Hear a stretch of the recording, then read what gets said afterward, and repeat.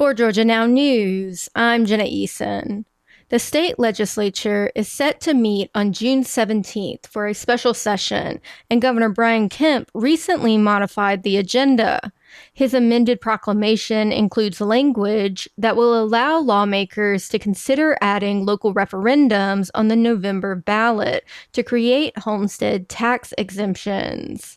Kemp signed Senate Bill 33 in May, which enacted broad property tax reform by establishing a new local homestead option sales tax to provide homeowner tax relief. However, residents need a majority vote to pass an exemption, which would be in addition to other homestead tax exemptions. The June 17th special session was originally called to implement redistricting for the 2028 elections and resolve a looming election deadline. A 2024 law requires the elimination of QR codes on Georgia ballots by July 1st. However, the legislative session closed this year without any guidance as to how election officials should comply with the law. Now, lawmakers will reconvene to address these issues as well as property tax reform. The Georgia Chamber of Commerce announced its 2026 Legislator of the Year Award recipients. State Senator Sonia Halpern earned the 2026 Georgia Chamber Senator of the Year Award. State Representative Bruce Williamson received the 2026 Georgia Chamber Representative of the Year Award, and State Representative Sandy Donatucci earned the 2026 Georgia Chamber Freshman Legislator of the Year Award. The recipients are considered trusted partners of the chamber who went above and beyond during the legislative session to advance the chamber's priorities.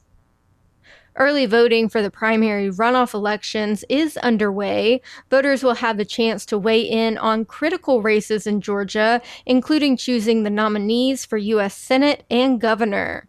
Gwinnett County Acting Election Supervisor Kelvin Williams says even one vote can make a difference. So a single vote has oftentimes won an election or has oftentimes allowed an individual to not go into a runoff. So any singular vote is aggregated collectively. Early voting ends Friday, June 12th, and the regular election will be held Tuesday, June 16th. WABE reports that DeKalb District Attorney Sherry Boston has filed a state lawsuit against the new Georgia law that turns some local elections in 5 metro Atlanta counties to nonpartisan races. The races include District Attorney, Clerk of Court, County Commissioner, Solicitor General, and Tax Commissioner in Clayton, Cobb, DeKalb, Fulton, and Gwinnett counties. Boston spoke at a news conference last week announcing the lawsuit. The legislature did not give any legitimate reason for treating our counties, our elected officials, our voters different from the rest of the state's 154 counties.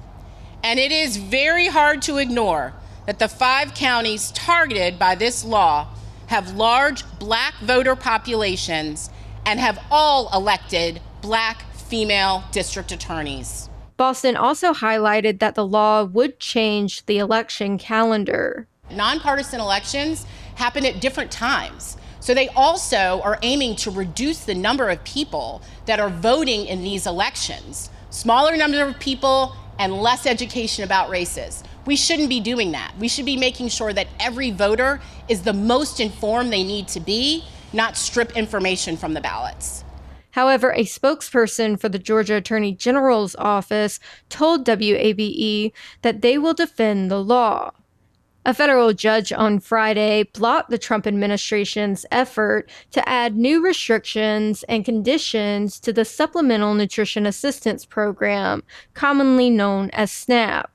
The judge granted a preliminary injunction to halt the administration's attempt to force states to comply with the new conditions. The new conditions include restrictions related to gender ideology, immigration, and fair athletic opportunities for women and girls. 20 Democratic states argued in the lawsuit that the Agriculture Department restrictions are unconstitutional and unlawful. SNAP benefits help around 39 million Americans, which is about 1 in 9 buy groceries, and the number of beneficiaries has decreased by 4.3 million over the past year, most likely due to massive tax and spending cuts. That's what's happening in Georgia now. For news anytime, check out our website at heargeorgianow.com.